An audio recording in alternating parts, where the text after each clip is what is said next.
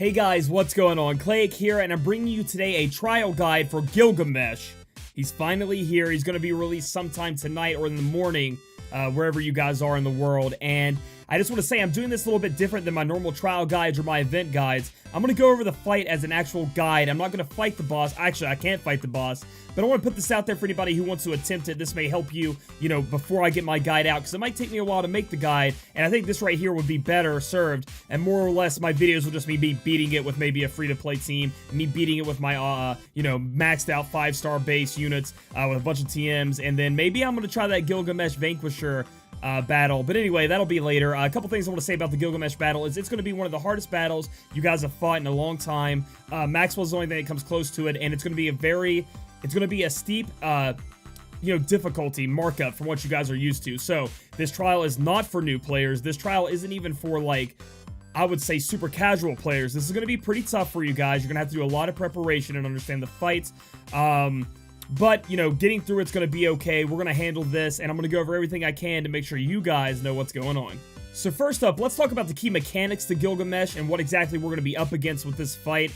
This boss is going to have HP thresholds at 80, 50, and 30, and what this means, guys, is once he hits, goes below those HP thresholds, it's going to trigger something to happen. The two things that do happen are Gilgamesh Transform and Bushido Freedom. Gilgamesh Transform will cause Gilgamesh to cast Increased Defense Spirit 100% to self, so he's going to buff up his own defense and spirit, which we should dispel later, and then he's going to cast Bushido Freedom, which is the biggest hitting ability.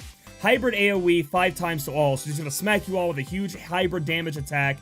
He's going to insta-KO one of your targets, and right now in the game we have no way of stopping this, so somebody's going to die, and he removes all status effects to your team before doing any of this. So all of your buffs, all of that are gone. He'll do the hybrid AoE and then he'll kill somebody. So that's what's going to happen at these HP thresholds. So it's important to understand that you need to play around these and prepare for them. The next key mechanic to talk about is that we have to seal elements on Gilgamesh to stop some bad things from happening to us. And the elements we need to seal are fire, wind, water, stone, and light. Okay, guys, they're the only elements you need to worry about. Don't worry about any other elements like lightning or anything like that. The ones you want to worry about, again, are fire, wind, water, stone, and light. And we're going to go over them each and what they do if we don't seal them away.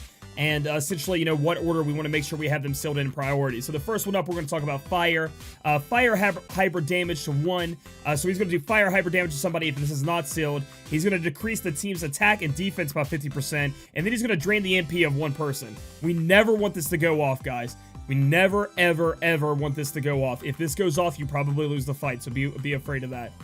Next up, we have wind. Wind hybrid damage to 1, so he's going to continue the whole fire damage to 1. Now, if you don't lock wind, he's going to do wind hybrid damage to 1, and then he's going to decrease the elemental resist of all of those, elements that he uses, fire, wind, earth, water, and light, by 50. So don't want that to go off, and he's going to paralyze someone. So this is like the next step down. You don't want this going off, or it's going to obliterate your team, okay? The next element we need to worry about locking up is light. But before we get into that, I do want to mention that the first threshold from 100 when you first start fighting, to 80, you only have to worry about locking up light because you won't do any of the elemental attacks yet.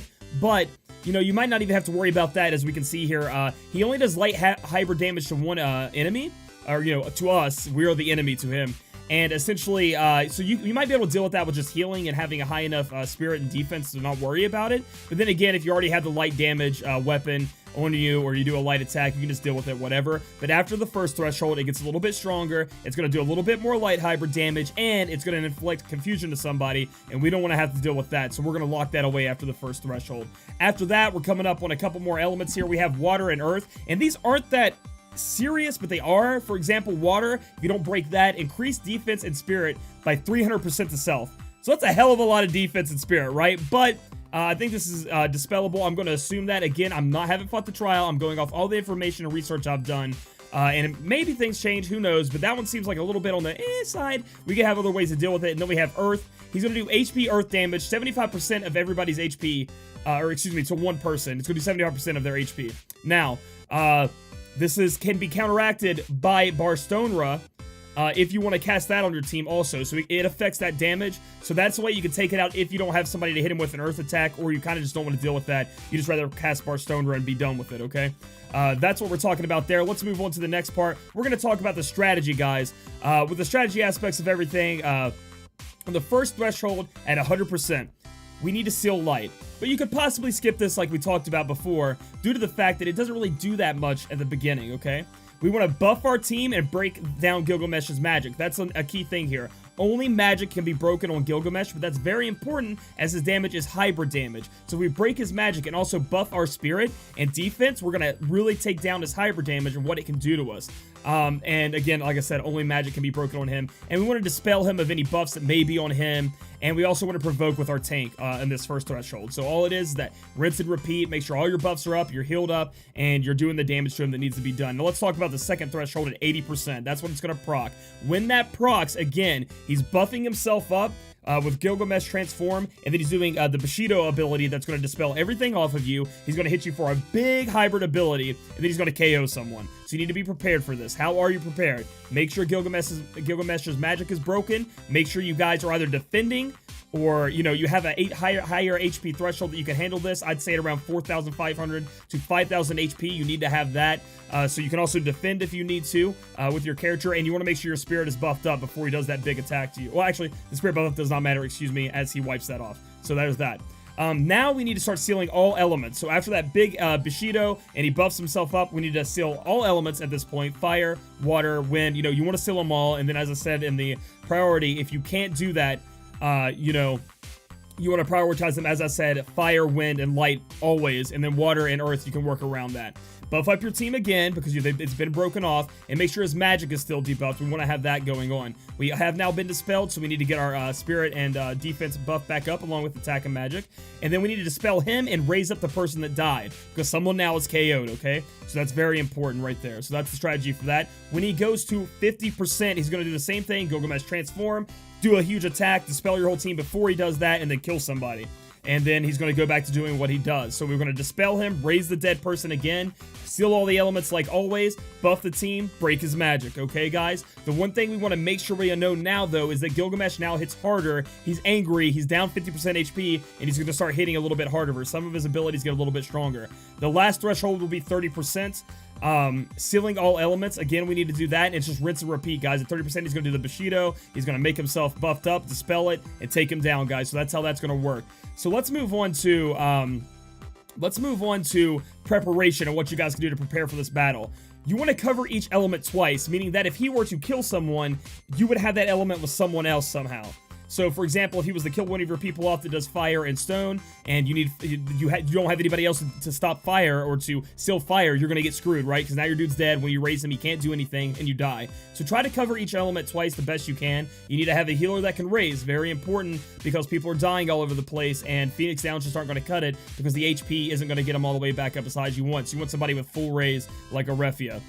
Weapons apply their element plus the element of the physical attack, so stack them up. For example, let's say Bart uses his wind element attack, but you also have a fire sword on him. It will apply fire and wind at the same time, allowing you to seal 2 of the elements up at the same time. If you have dual wield and you were to put a, let's say a light sword on him, a fire sword, and you do that move, it's gonna lock fire, light, and then it's also going to lock wind. So that's how you guys can work around this and make sure you guys are prepared to do that. One of the things I also want to mention is that Rain is very cool here because Rain has an ability that does earth and fire damage, and if you slap dual wield on him and throw water and then so fire, earth, water, and then a wind, you put like a dagger in his hand that does wind damage, you can lock 4 of them out right there with just his move.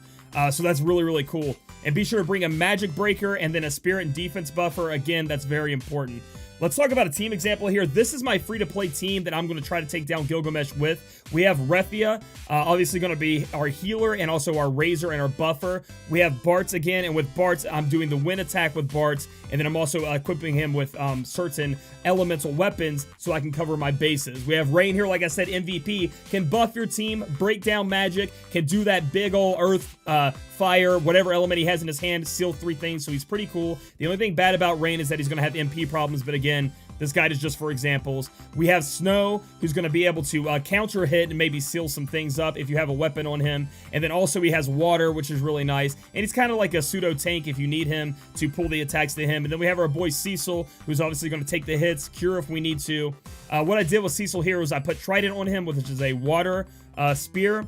and then I put the black belt on him, so he'll counter if he gets hit. So he's going to provoke, Gilgamesh will hit him, and maybe he'll hit him with a water attack and sell a water if need be. So that's how that's going to work out there with my team example, and that's what I'm going to be using.